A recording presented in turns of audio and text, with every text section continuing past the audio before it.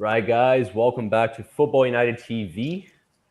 This is Football in the Americas, right at the F.I.T.A show. Stay tuned right after the intro.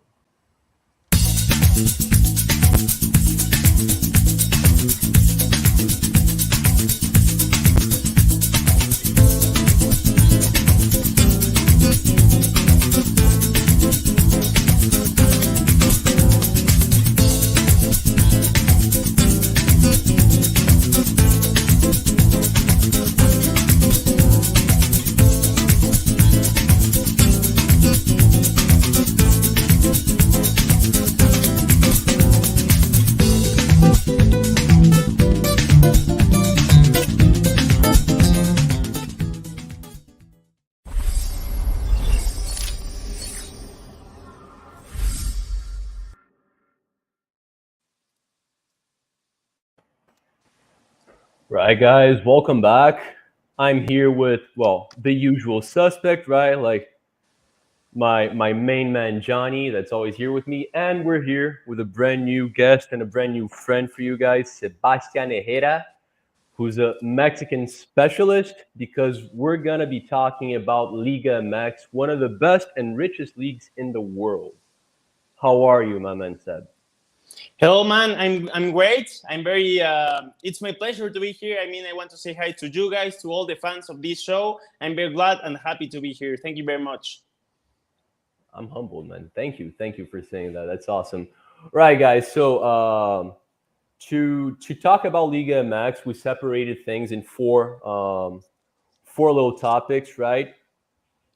We chose to get the first one out of the way as soon as we could because it's a negative one, right? Like we have to mention violence in stadiums because not only in Mexico, we're just talking like backstage as well. Johnny and I are Brazilians, as you guys know, and a lot of fighting has been happening in Brazil. A Palmeiras fan was just like, I think he was shot by another Palmeiras fan and died recently. There's been a couple of incidents, I think, in Minas, but recently in a derby between Atlas and Querétaro, which is, if you guys don't know that, that's where Ronaldinho played when he was in Mexico.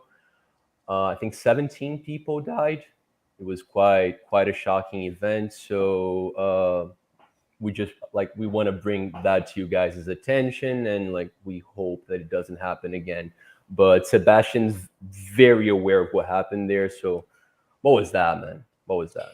Yeah, I mean, it's sadly because the extra official number of deaths is or 17 or 30 deaths. So it's crazy because the government wants to cover that. They're saying that there wasn't death at all. It's sad because there was no policeman in the stadium, no one police in the whole stadium. And Querétaro supporters are known to be like aggressive people. Not all, but Of course.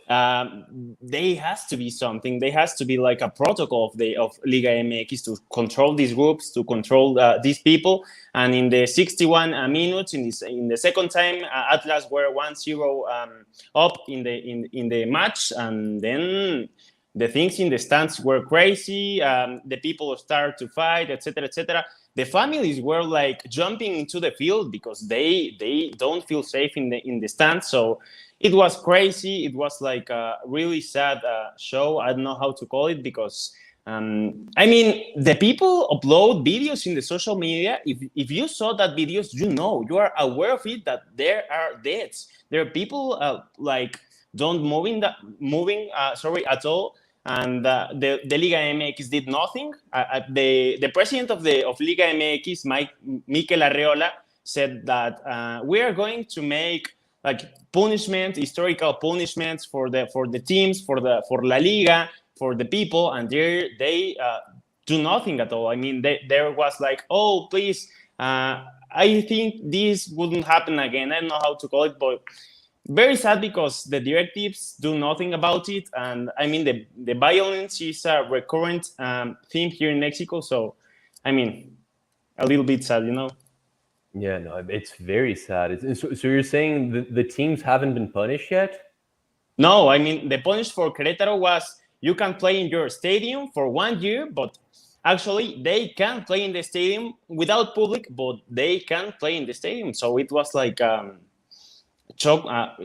it doesn't count that punishment because they didn't ban the stadium or they didn't ban the team, they didn't ban the supporters, they do anything. It was like just for the record, for the social media, for the cameras, and the real punishment doesn't exist at all. It's only like a punishment for the directives, like the people who pays the team. There they was banned for 5 years, like to be the head of a team. But I mean, 5 years comparing to 70 or 30 deaths is nothing, man. So it's crazy our Liga MX. That's that's nuts. One thing that stands out to me as a Brazilian, like I see there's a lot of violence, but I feel like recently, whenever you see like bigger problems like people dying, it's usually like even further away from the stadiums because when you have derbies, I think the Yeah. teams are a little are they responsible every now and then for say I'm asking you, Johnny, because you know more about everything than me. So like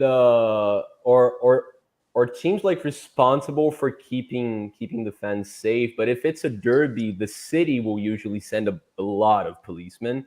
So that's why the fighting it happens just because idiots want to fight, right? Like it's not because the game's heated. It's a derby, so they fight outside the stadiums. We spent a couple years without seeing too many things, but this year, like for some reason, people are back in stadiums. The heat's been, I don't know how to explain it, but it's been an issue. What are your thoughts, Johnny? So I definitely feel like there's been build up tension during the lockdown and the pandemic because I feel like violence in soccer has gone up all over the world, and I think that that comes from more like a bigger social issue than just soccer itself. What I thought was, I mean, I don't want to get into conspiracy theories here, but usually in soccer, when we see events of this magnitude, right? If I feel like it goes beyond just two fan groups that hate each other that fight. Sebastian was talking about the lack of police in the stadium, and there's been videos also showing that the few policemen that were there were completely ignoring what was happening.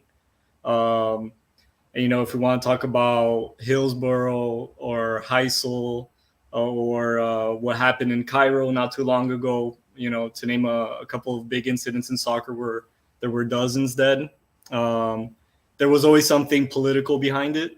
Those are three instances I think where it was proven. Sebastian can talk better about this than me, but from what I understand, there's suspicions of narcotráfico behind it, and it's something you can't confirm, but it's also almost impossible to completely take out the table. It's something that's it's a real possibility. Um, that all being said, I mean, that doesn't take away from the tragedy that it was. It doesn't take away from the fact that the punishment wasn't to the extent that it should have been. Personally, I'm always in favor of a punishment that punishes the individuals that do that. I'm generally opposed to the club getting punished, but in this particular instance, it looked like the club could have done more. I mean, 100%, right? So, but it doesn't seem like there were any arrests even. And then today, like there's cameras everywhere, not only in our pockets, but like in the stadiums, they're everywhere. So I can't imagine it would be so hard to identify these people. But yeah, it's a tragedy. I'm not sure what more to add. Unfortunately, there's been little further information on this. Yeah. Do you know if there have been arrests because of this already? Yeah, 22 people have been already arrested. I mean, you make a great point. The narco thing. There was a theory, sorry, that the Barra 51, that is the supporters of Atlas, has integrants of Cartel Jalisco Nueva Generación, that is like one of the biggest cartels here in Mexico. And in La Barra Albiazul, who is the supporters of Querétaro, they have also like criminals. Is El Huachicol. Huachicol is people who stole the gas. So they have already conflicts between Cartel Jalisco and Huachicol in Querétaro. And people are saying that they already have planned this fight, and they only wear the shirt of the team to cover a little bit all the narco traffic problem.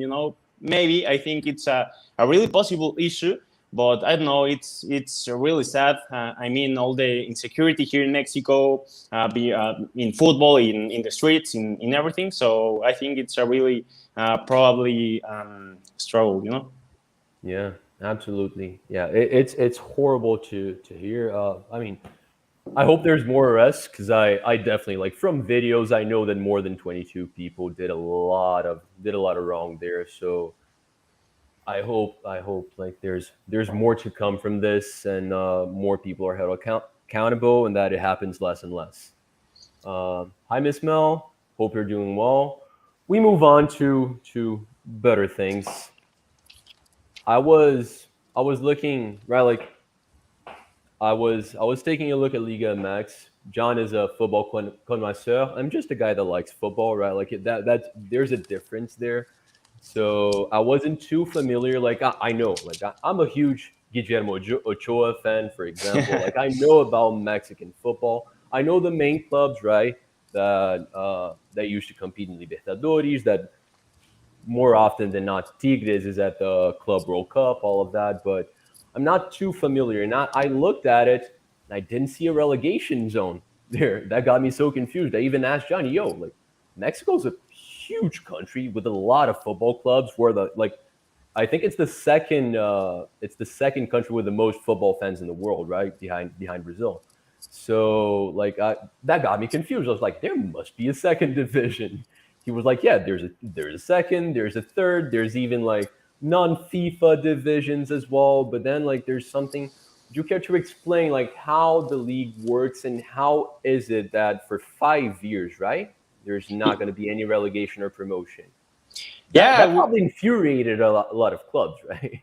yeah, of course, it's sad. We used to have it, but soccer is business, and they Yeah. want only like money and generate more money. And they have this rule that they call the second division now Liga de Expansión, the expansion league. So the main thing of this is we are going to prepare the young stars, the players, like to be able to compete when they get to the first division. But I mean, there's a little bit sad with this rule. I don't know how to say it. Sorry for my English, man. It's all good. Yeah, it's sad because if you won the championship, you can't promote your team. You have to look forward to have a representative or any business with a manager or something because a really great player in the second division they don't have the possibility to promote to the first division. But I mean, supposedly we are going to return with the promoting thing and the relegation in the 22 and 23 tournament. That's like in 2 years or something. So I hope so because I mean it's crazy that here in Mexico, as you said, we are the second team with more football fans. We don't have this. Is a really sad thing. Yeah, so I think that Mexico's or the Mexican league's ultimate goal is to unify with MLS and make a super league, right? Right now it's a rumor, but I'm sure that behind the scenes, that's all they talk about. And now there's like the Super Copa with like the winner of the MLS with the winner of the Mexican league. And so that's a lot easier to do if you just say, hey, there's a 30 MLS teams, here's a 20 Mexican teams. This is it. Let's put them together and that's it. So the pandemic was used as an excuse to end the relegation, right? Saying that because there was a lack of money during the lockdown, that the smaller teams needed help somehow, and they kind of justified it that way. But there is still a second division, Liga Expansión. There's a third division as well, and there's the independent league, Liga Balompié, right? Yeah. Which is non-FIFA. And then Sebastian maybe can talk more about the success of that league, if it's followed, if it's not. I think the only team that's recognized in that league is Veracruz. But other than that, I think it's all new teams that were created for that league.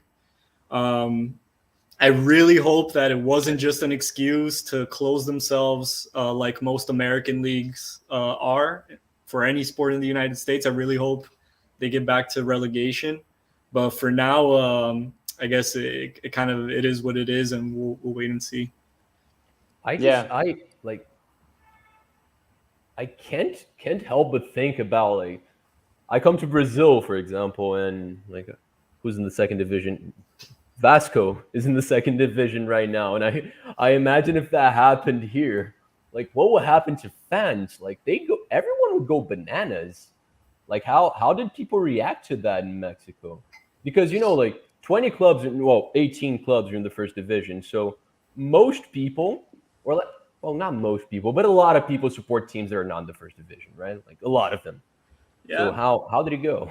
and particularly in this, I mean, there's Atlante, there's Dorados, there's UDG. Like there's very traditional teams in the second division. So, and again, Sebastian, yeah, you can talk about how that was perceived in Mexico.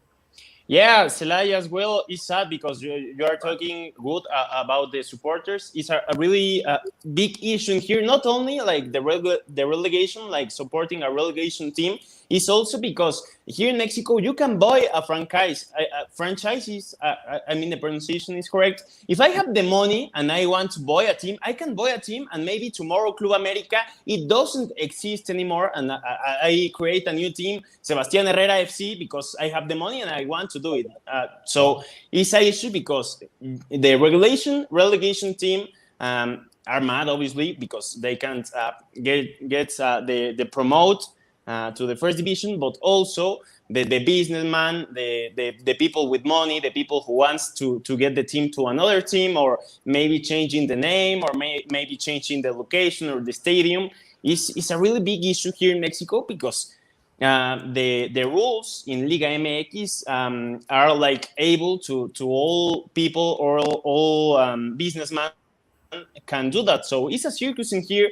I also tell to my friends, Liga MX is not a professional soccer league; it's a TV show because it's everything can happen here, So it's Querétaro used to be Jaguares de Chiapas. I mean, Jaguares de Chiapas used to be Tapachula, etc., etc., etc. Juarez used to be another team. Lobos WAP used to be another team. It's crazy how the things work in here, but yeah. I mean, Morelia, who was also a very traditional team here in Mexico, get disappeared. Now they bought another franchise, and they are playing right now in the Liga de Expansión.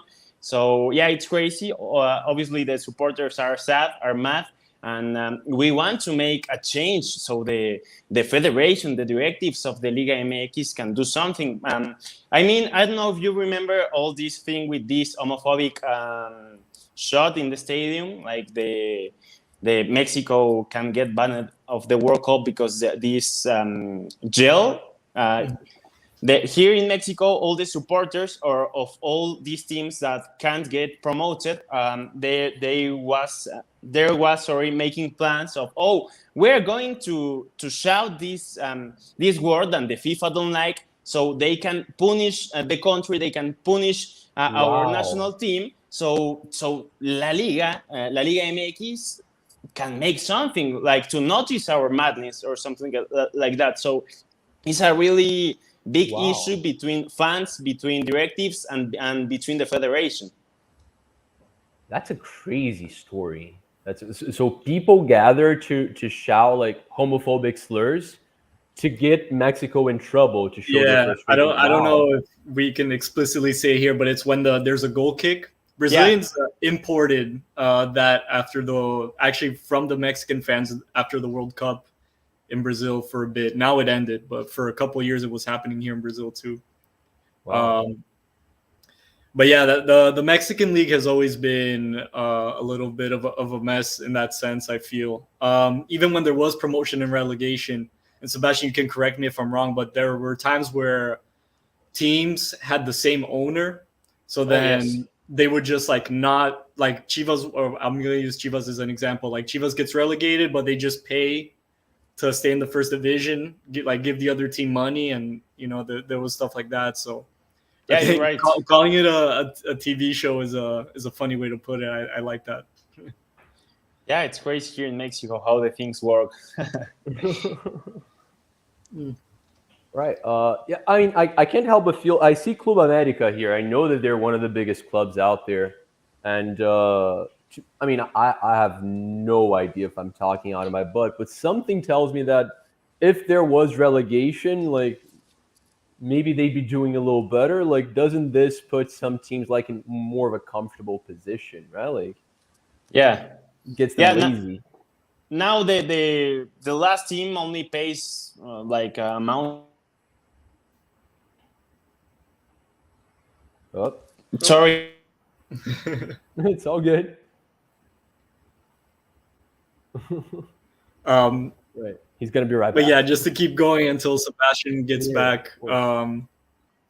Yeah, the lack of motivation for teams finishing as in last is also the same argument that there is in the MLS, right? And I think a lot of foreign players and coaches have gone to the MLS and said, by 2/3 into the season, there are teams that stop playing, or Yeah. it's sometimes even advantageous in the MLS specifically to finish lower because you get a higher pick in the draft or whatever. So, Yeah. um, yeah, I Yeah, think the same Sebastian. thing happens in What, Mexico now. yeah, that makes a lot of sense. That makes a lot of sense. Some like I don't know about the MLS, but you see it in the NBA, for example. Like I remember a season where Miami Heat just stopped playing their first team just to finish last to get the first draft pick, right? Because you stand a better chance. So I mean, they don't have that in Mexico, but still, like you, once you don't have a chance of qualifying for anything, you might just like rest your better players, give them some holidays, test out some And the players players. themselves, they're not going to risk injuries. They're not going to go as hard, Exactly, because for them, you finish 16th or 15th, whatever. exactly, Yeah. exactly. Do you have anything to add to that, my man Seb? Yeah, so sorry, my cell phone went crazy. No, you are absolutely correct. Yeah, the teams like America, who is the biggest team here in the country, 13 championship. Now in the last position, they are like, oh, okay, it's cool, nothing happens. We have like 3 more games, 5 more games. We can get better. If we don't get better, I mean, we doesn't have a punishment, as you said, and you're correct. Also, in here in Mexico, you can be the last team of the, I mean, of the league, and it doesn't happen anything because if you won like 3 or 4 games in a row, you can make it to the Liguilla, which is another tournament. Here in Mexico, we have 18 teams. The first four of the regular season advanced directly to the quarters final, and then we have how can I say it, a reclassification between the fifth and the 12th team. So they make like matches, and the winning, they advance to the quarterfinals. And after that, it begins a brand new tournament of the best 8. And because of that, if we have 18 teams and 12 teams have the possibility to advance to the quarterfinals, all the teams, the whole tournament are like really calm mood, like not, as you said, don't, how can I say it? The Um, stakes are not high enough, right? yeah, Like they, yeah, yeah, Yeah, you can see right now America is in second to last, but they're 4 points away from the Liguilla. So, yeah, yeah, exactly. it's very, And that's 10 games in, by the way. It's not like it just begun, right? Like, yeah. yeah, it's a little Just to crazy, make a man. parallel, the same thing is happening now in Brazil because of all the Libertadores and Copa Sudamericana berths that Brazil has. If in that same year a Brazilian team wins the Libertadores and a Brazilian team wins the Sudamericana, I think there's only one team in the first division that doesn't either get relegated or go to a continental tournament, which is That's insane. exactly it. So, like That's a team that exactly it. finishes 15th in Brazil right now, next year is playing in Buenos Aires against an Argentinian team. Like, which makes no sense. But yeah, I mean the I think that creates more games that you want to watch on TV, right? Because you create like these elimination games, and the more teams that are included, the bigger chance of you having all the big teams inside of that bracket. Um, but yeah, it creates for a lot of not so exciting games in the first phase of the league. Yeah, the reclassification makes more money for the owners of the club. So I mean, all the Mexican clubs are cool with it, but it's a shame, you know. Right. Well, before we move on to actually getting into a little more detail about the season so far, I just want to ask, when the relegation comes back, is it just going to be based off that season, or are they like adding points from all these 5 years where there haven't been relegation? How's it going to work? Yeah, they adding the stats. We have one thing here in Mexico. I don't know the correct name in English. Here is the cociente. If you won games, you are gaining points for the relegation zone and stuff like that. We don't have right now relegation, but the points are still getting better or getting worse. So when They're cumulative, yeah, right? when the relegation and the promotion gets back, these stats are going to be like keeping moving, and the last team in the season in these new stats when this tournament begins with this promotion and relegation will be the same. Oh, got it, got it. So, is there like, are people aware of who's favored to getting relegated right now? Like, is someone in the lead? Who is it? What team is that? I think Mazatlan. right, yeah. What? Between Mazatlan, San Luis, and Yeah. Querétaro right now are the three worst team in that relegation points. Got it. Got it. Right. So let's move on to this season so far, because when we wrap up, we're gonna be talking about the biggest clubs. So right now, what's going on? Right, like I'm gonna risk it saying that lately Tigres has been like for the last what, like 5 years, has probably been the best Mexican team. I don't know if that translates to winning the league, because they've been doing better at CONCACAF, right? Yeah. But they're doing okay now. They're not the best team. Just give me your summary of the season so far, both of you.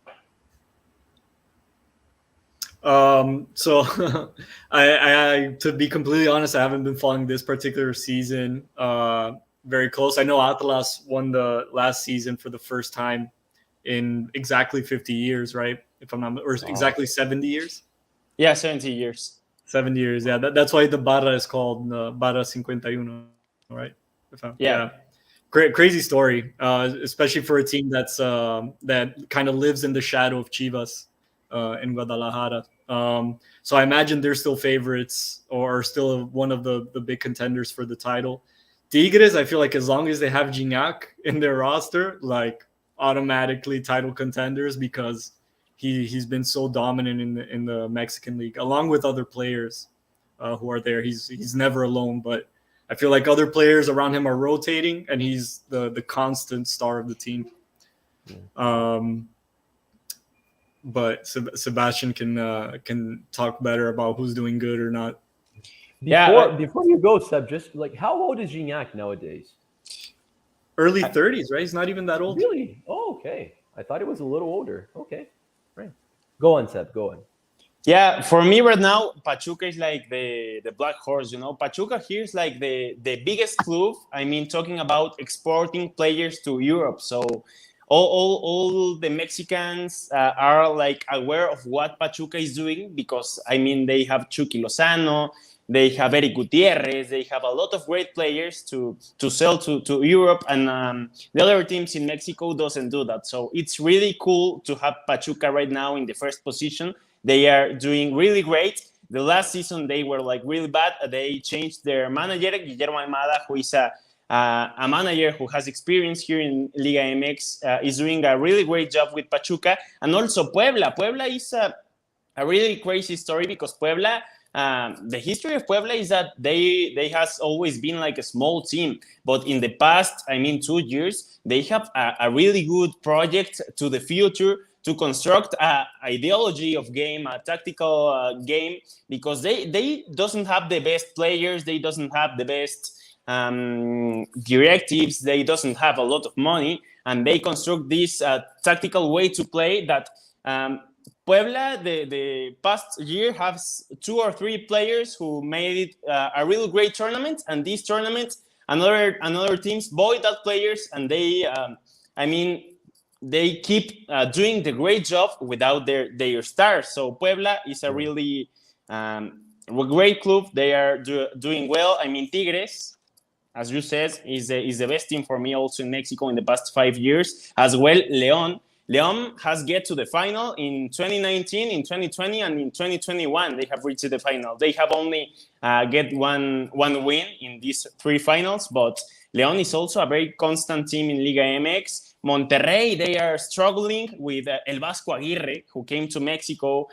He was in Spain. He returns to Mexico. He didn't do a great job in Monterrey.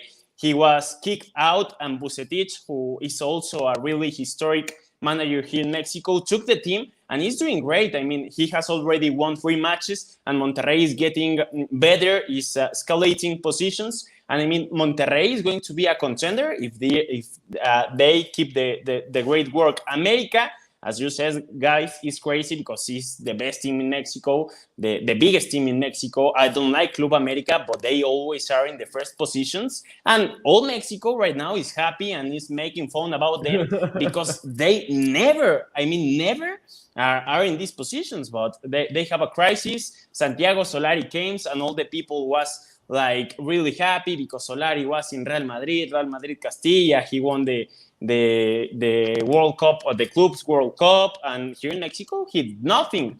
And America right now doesn't have an ideology of game, doesn't have great players. Their manager is not as good as the others. So yeah, it's crazy to watch America in the bottom of the tournament. Also, Chivas is crazy because Chivas, for me, is one of the best teams talking about individual talents, but they can get along as a team. It's crazy what happens in Chivas. But I mean, maybe I sound a little bit repetitive, but here in Mexico, any team can be the champion of this tournament. I mean, I will go, if I had to say something, I will go, to be honest, with Pachuca or with León, but any team can be champion of this league. Awesome. Yeah, I always thought it was similar to the Brazilian league in many ways, right? Like Mexico was like the Brazilian league up north, pretty much, because they are the 2 richest leagues in the continent. They are also the 2. I mean, Argentina has so many huge clubs, so I don't want to take them out of that list, but those are the 3 countries with the most big clubs as well, because, you know, like if I look at the Colombian league, I'm not going to know at least a good like 40% of the league. I take a look at the table in Mexico, and I know like 16, 17 from these clubs. Like it's a bunch of massive historical clubs.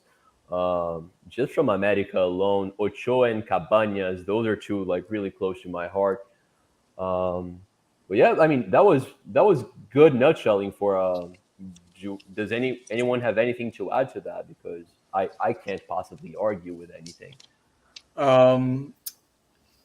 For just speaking more in general of the last couple of years in the Mexican League, I think I've been liking to see the teams from Monterrey doing well, because I think for most of our generation has seen just America and Chivas dominate for the longest time, and now that they're not doing as well, it's been leaving room for teams that were once mid-table teams to start doing better, and that includes León. Tijuana had their moment of shine earlier in the last decade. So in that sense, it's similar to the Brazilian league, where there aren't just 2 or 3 teams dominating all the time. You see different teams win the championship regularly. So it's definitely fun in that sense. There's a lot of unpredictability. Absolutely. Yeah. I used to own. That's back when I was like 12, but I had one Mexican team kit, and it was a Cruz Azul kit. Was their white jersey though? How are they doing? How have they been doing recently? They have won a championship in 2020, I think. They haven't win nothing in 23 years, so it was a really big success in Mexican football. it's funny because Cruz Azul get to the finals, but they used to lose the finals. So they have like this comical thing, or I don't know how to say it.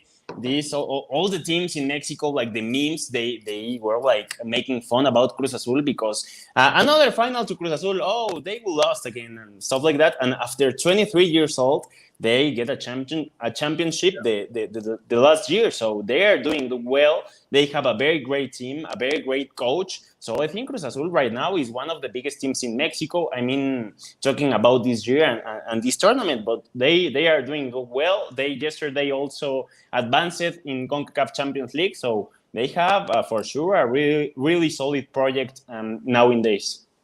And what was also pretty comical was the way they used to lose these finals, right? It was always like last second, own goal, or the other team's goalie goes up on the corner kick, scores on the header, like crazy stories. Yeah. So we have a team in Brazil that's famous for being second place all the time as well. I've mentioned them in the past, actually, Vasco. At least in Rio, they get a lot of stick. What are you going to say, Johnny? Sorry, I interrupted you. no, that's basically it. But Botafogo too, though. You know, in Brazil they say there are things that only happen to Botafogo. So in that sense, maybe it's a good parallel. But Cruz Azul finally broke the curse. The curse, yeah, no, not too long ago. So Botafogo hasn't gone to a final in a long time, man. That's the thing. But they're really unlucky and perhaps a little smaller than people make them to be. But guys, I do want to talk about the main players. That's actually a topic that I hadn't separated because we always do this, right? Like I want to ask you like who you expect to see shining in Europe soon. If there are players that have shined in Europe and are back in Mexico. But before we get to that, we've spoken about all of them actually. This is just repeating ourselves a little bit actually. But who would you say are the, just like Brazil, you guys have like over 10 teams that you call like big clubs, right? Like it's not like Europe where you have like 4 or 5. Who are these big clubs, but who are the biggest ones? I mean, all the media, historically and nowadays, all the media said that is America, Chivas, Cruz Azul, and Pumas. Okay. But I mean, for me, it's wrong because Pumas, they haven't won anything in 10 years or more. And Cruz Azul, they have won one title in 23 years. I mean, for me, the soccer has to be like the level now, you know, to talk about football, we have to obviously consider the actuality of a team. So for me, the 4 biggest clubs nowadays is America. I mean, I know right now they're having a bad tournament, but for me, the bigger clubs are America, Chivas, León, and Tigres. Okay. Yeah, I think it always depends on what the metrics are that you use to measure what makes a team big, right? So obviously titles, you can't take that away ever, but are you also talking about the number of fans they have? Are you also talking about maybe they didn't win the title, but are they consistently in the top 3 or 4? So it depends a lot, but obviously America and Chivas also haven't been doing great lately. So these things always change over time, right? I think they should be revisited. Yeah, for sure. That's those are the 2 teams I think. I actually spoke about this not too long ago with Maddie, but there's only like 5 or 6 teams worldwide that have over 20 million fans, like local fans, right? There's like Maddie's annoying. He's gonna say no. United has over 1 billion fans. No, you don't. That makes no sense whatsoever. The Chinese fans don't count. Yeah, I mean, I'm not complaining at Chinese fans. I'm just saying like when people say this, like following, like they might consider myself a United fan because I follow United, right? Because I talk about English football. So like, you like them on social media, fans. They probably count you. Exactly. That's the thing. So just like massive people just like following United because of Ronaldo, that's not a United fan. That's a Ronaldo fan that's watching United every now and then. But those 2 teams, I mean, there's 2 in Brazil. It's not just 2. Corinthians and Flamengo have like about 30. What's the third one in Brazil? Is it over 20 million? Only those 2. Only those 2. Okay. So Yeah, Flamengo is is it somewhere Chivas then? in the house of 42 million. Corinthians a little over 30. And then São Paulo has the third biggest fan base with about 17, 18. And then it Okay. kind of goes down from Yeah. there. Yeah. Do you know the biggest fan bases in Mexico, Seb? Yeah, for sure. Chivas, for sure. Yeah, Chivas and America are the only two. I mean, then Yeah. Cruz Azul, Pumas, León, Tigres, Monterrey can compete, but the main two, for sure, America and Chivas. All right. Right. That makes that. Those would have been my guesses, but yeah. Chivas, if I'm not Unfortunately, mistaken, estimates that they have something like 6 million fans in the United States alone. So imagine. Wow. There used to be a Because of Chivas immigrants and USA, stuff. right? Yeah, there used to Yeah. be a Chivas USA team, but they didn't do well, I think, in MLS, and they disappeared, I think. But I don't really have the information Yeah. now. Did they become something else, or did it just stop existing and they moved on? Well, LAFC kind of took their place. I don't know if Okay. literally LAFC is the same franchise like on paper, but Chivas USA was kind of the second team in LA after Galaxy, and LAFC kind of took that spot. Yeah. Okay. But there was also like 8 years apart between Chivas USA and LAFC, so maybe more, maybe like 10 years. All right. So you heard it here, guys. Don't let this European hype tell you otherwise. The four biggest fan bases in the world are Corinthians, Flamengo, Chivas, and America. Okay, United probably has like 6 million fans, or like somewhere over that area. But where am I going to? I needed to say it. I'm probably getting canceled, but I needed to say it. Yo, by the way, we're doing so well time-wise. Johnny knows that we don't usually do too well because I want to keep under an hour and I never pull it off. I think I'm pulling it off tonight. But I want to talk about the main players, man, because just like Johnny said recently that Brazil's an infinite pool of talent. I think Mexico is close to that. Perhaps you guys haven't had the Ronaldinhos, right? But you have so many, putting in FIFA language, like you have so many 75, 70 rated players, right? Like because so many people play football. And just like in Brazil, like poverty pretty much helps football, right? For some reason, because they play in the streets all over the place. They stop studying to play football, just like in Brazil as well. So it's huge, huge, huge. The talent never stops. So who are you expecting to see soon? I like a Chivas player. His name is Alexis Vega. He's 24 years old. He's a forward. He can play as a winger, as a left or right winger. It doesn't matter. He can play as a 10. He's a really talented player. He was in the Mexican Olympic teams that won the bronze in the last Olympics. So I mean, he has everything to get to Europe. I hope to see him soon. In a big team, in a great team, because he has all the potential. I think Chivas is going to help Alexis achieve his goal to get into a great club in Europe. But Alexis Vega, you have to keep an eye on him because he's a really great player. All right. Any other shouts, guys? I'm not too aware of young Mexican players that are coming up right now, but there are names that everyone will recognize. We mentioned Gignac a couple times. Jefferson Soteldo, I think, is gonna be huge also for Tigres. Wow, he left Toronto already? I didn't Left know Toronto, just joined Tigres. Wow, yeah, that's the other French striker that plays along with Gignac too. Like the Tigres team is stacked. I'm not sure how to pronounce his name. Thauvin, maybe. Yeah. Sebastian. Is that how you've been pronouncing it in Mexico? Thauvin? Yeah, Florent Thauvin, yeah, Charlie, or something like French? that. I speak French. Yeah, Thauvin. I barely speak English, so you sound great, man. Yeah, Jonathan Dos Santos is a veteran. Sorry. Yeah, no, go ahead. I was going to mention some other big names. Nico Lopez is another name that most people will probably recognize. He played in Europe, played in Brazil too. Yeah, Tigres is stacked, man. It's full of stars. Team. Yeah, that was a stacked team. Also, How in Atlas, the champion team, we have youngsters, the two left winger and the right winger. Their names are Diego Barbosa and also Luis Reyes. They are awesome playing.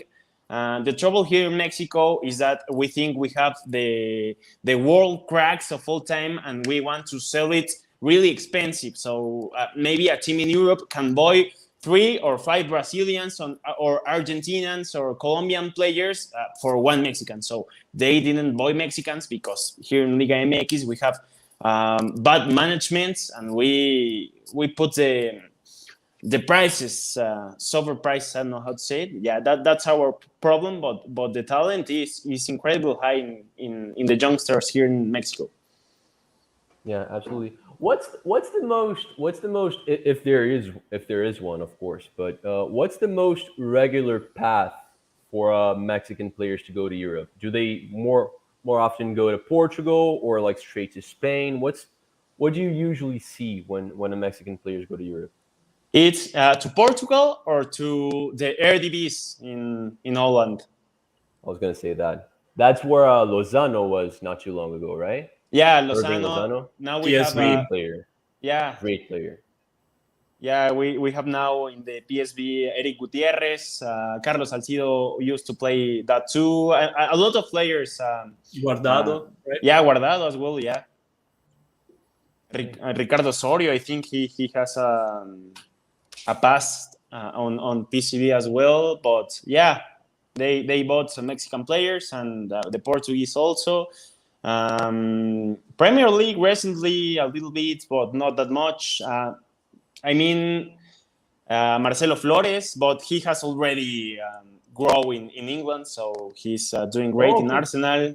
Yeah. Santiago Munoz, he's in Newcastle right now in the under 21, I think. But I mean, more or less. Okay.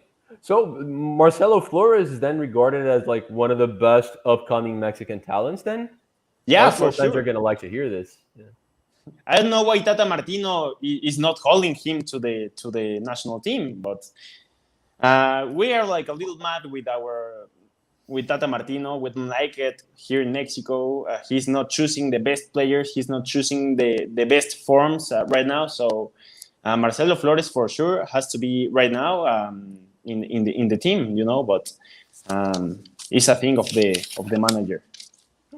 Yo, we have some time to spare. What's the best like if you know something about Marcelo Flores? If you don't, please don't feel bad because I know he's really young. He plays in England, and I'm putting you on the spot. Like I didn't tell you beforehand. But like, what's his best position? What's the best things about his game? Because he's someone I'm excited to see. I see some highlights. His celebrations, as I mentioned to Michelle last week, they're fun. They're fun to Yeah. watch. So him scoring goals, it's not just the goal. But what is it about Marcelo Flores that makes him so special? And what's his best position? I mean, here in Mexico, we love when a player is like he doesn't have the feel like to go to the other net. You know, he grabbed the ball. He tried to do this. I don't know how to say it, burlar. I mean, sorry, I don't know how to get the correct words. But he's a winger. He can play as a 10. He can play as the other side as a winger. He moves a lot. He wants to have the ball in his feet. He's very fast. He has a good shot. He's really good also like giving key passes. So he had this vision that is a little bit weird to find a young talent with this quality of playing. You know, obviously we have to keep waiting for the development of Marcelo in Europe. We have to keep waiting that he grow up a little bit more. But he's one of our biggest talents. I think he's like a style of Diego Lainez, but a little bit more a 10, you know, a crack. Diego Lainez is more a winger. Okay. Music to my ears, man. He's like 18, right? He's got a lot of time to develop. That's music to my ears. Guys, Johnny, can you believe this? Like, we're doing kinda so done. well. Yeah, On that like, we're note, kinda... Wait, can I say something because Please. since we're talking about Liga MX, and Gignac specifically. Like, I love his story at Tigres because I feel like there's so many European players at his level that should be coming to Latin America. Like, I really don't understand. He was playing at Marseille, and yeah, he was a great striker. They loved him there. He went to the French national team occasionally as well. But instead of staying there and finishing second, third, in a bad season, you finish sixth or seventh, man, go to a team in Latin America. Like, he's a god in Mexico now. He's stacked trophies like every season. I don't understand. I mean, I do understand being close to your family, being worried about safety. A lot of these cities are dangerous and stuff like that. But man, I wish we could see more French, German, Italian, Spanish players in Europe that are at a good level and go to Latin America. Like De Rossi went to Boca not too long ago, but that was very at the end of his career. Gignac went in his prime. He was like 28, right? Or 27, 28 when he arrived in Mexico. So, man, I really, really wish we could see more of that in Mexico and in South America. Hopefully. Yeah. Yeah, I second that. I think Mexico stands a better chance of landing these players because they pay in dollars, right? We pay in reais. So that changes things a lot. You know, that's just starting to happen now in Brazil because the inflation in Brazil has been getting pretty bad. So a lot of the Brazilian players who are coming back after a long time in Europe are now making their contracts in US dollars. Because if you signed a contract in Brazil 3 years ago, you're making like 20% less today, you know? So yeah, because inflation in Brazil is, I mean, Charlie lives in Rio right now, so he probably feels it every day. Yeah. So but yeah, maybe if clubs in Brazil started paying their players in dollars, that would help. But I really hope to see one day, like, I don't know, like a Dutch player just play the Libertadores, you know, or something like that. I think that'd be great.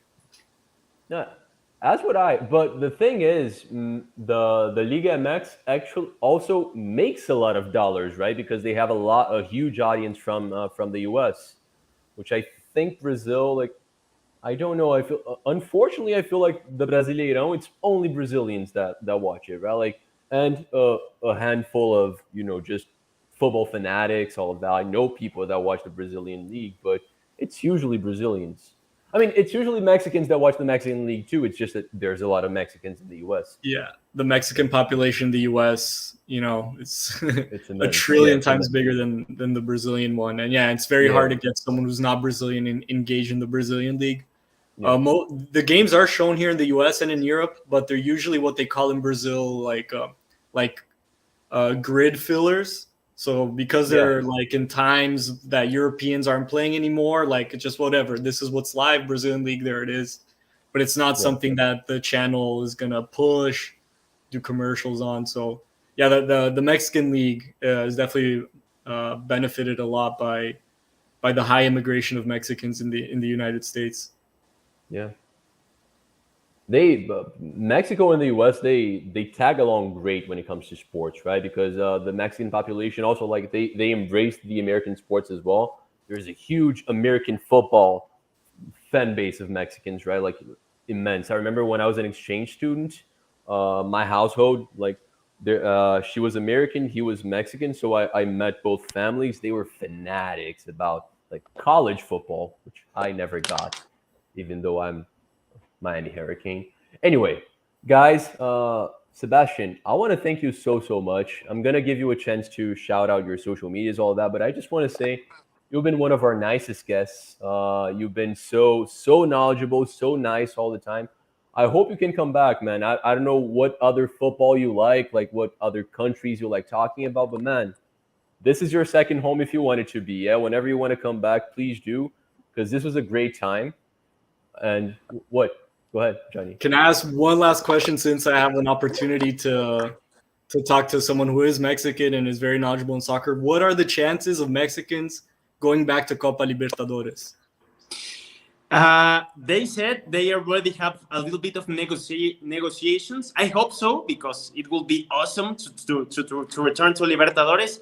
But I mean, if I have to say, I think maybe a 40% or something like that, because it's more like the interest of the businessman. It's not the directives. Mikel Arreola, the directive of Liga MX, has already spoken, and he said, like, we want to return to Libertadores, but we have to convince another guys, and things about business, something different about soccer. But hopefully in 1 or 2 years, he said that probably we are returning. I hope so, because it's a really great parameter to measure our level of game. I mean, with CONMEBOL leagues. Yeah, I think CONCACAF's expansion of the Champions League was kind of like a way to fight against that, because obviously CONCACAF's interest is to have the Mexican teams playing CONCACAF. So I think they're trying to make the calendar as difficult as possible to have Mexican teams participate. But me personally, I was really against Mexicans playing the Libertadores when they used to play, because I was very like, this is South American tournament. It's weird that they're here as guests. But the alternative, which became like Bolivia's sixth team, like, with all due respect to the Bolivian league, like, I'd much rather my team fly to Tijuana, get on a 12-hour flight, than play some of these teams that unfortunately are very weak. So hopefully, I hope the Mexicans return. Yeah, hopefully. That's it. I promise. No, it's all good. It's all good. I think we've spoken about this in one of the past F.I.T.A shows, but I actually dream of a American continent Champions League, right? But it's such a big continent. Like having a team from, like, I don't know, South Brazil playing a Canadian team, it's kind of tricky, right? Like, we're talking about what, a 14-hour flight, something like that. So it's complicated, but that's my dream. Maybe planes will get faster, right? Like they have to get faster. Science is there. But okay, guys. Seb, let me give you the room. Where can people find you? What are you up to? Please tell us where to find you. Thank you very much. I'm starting in the journalism. I have covered MLS the last year, Austin FC. I mean, in Spanish, but I cover a little bit of MLS, a little bit of Liga MX. I'm starting in this, but I love talking about football. I love covering, analyzing football. So if you want, guys, I'm at SebastianHM28 in Instagram, Twitter, TikTok, all the social media. I also want to thank you guys a lot. It was a real pleasure to be here on your show. You were amazing. I'm a little bit ashamed about my English skills, but it was really fun, guys. I enjoy a lot the show. So thank you very much. Nah, man, thank you. I'm sure people loved your accent, man. I did. But no, man, we understood everything. You sounded beautiful, and you were an awesome guest. As I said, you're always welcome back, man. Johnny, I'm not going to give you a full screen because, as always, I think you would much rather have me do this. 1 second. It's open here. I think I'm about to open something wrong. 1 second. Oh, no. Rated R. Go. No, no. It was a Wikipedia page, okay? I just clicked. Something wrong doesn't mean something wrong. But this is Johnny's website, guys. Golasso Kits. He has football content, right? Like football paraphernalia, but mainly retro kits from all over the place, and he ships it all over the place as well. We even have a promo code. Johnny, you want to take over for me here? Yeah, promo code F.I.T.A, F-I.T.A, without the periods, all caps, F-I.T.A. And this particular week has been crazy. We added a bunch of New Jersey. Actually, there's one, Charlie, in particular that I want to show since we're talking about Liga MX. Yeah. Just go on the search bar on top. Search bar, okay. Here. And put Chivas 2000. But separate, yes. Separate the 2000 from Chivas. That makes sense. Yeah. Look, that trading jersey just came in today, brand new with tags, just to just to highlight that's our big drop of this week. Since we're talking about Liga MX. But yeah, guys, browse around. There's thousands of jerseys. If there's anything you like, again, promo code F.I.T.A for 10% off. It's awesome. As you see, there's a lot of Mexican paraphernalia in here as well. We have something special coming up for you guys when it comes to this relationship we have with Golasso Kids. But guys, that was our show. Thank you so much for staying here with us until now. Like, we did the best job we've ever done. We just hit the hour mark and we're about to wrap. Thank you guys. Thank you for your support. Thank you once again, Sebastian. We're gonna be back in 2 weeks, right? Like, we're gonna keep this format of having a show every 2 weeks. We'll let you know what we're gonna be talking about very soon. Let me set up the outro. Guys, thank you so much. Ciao.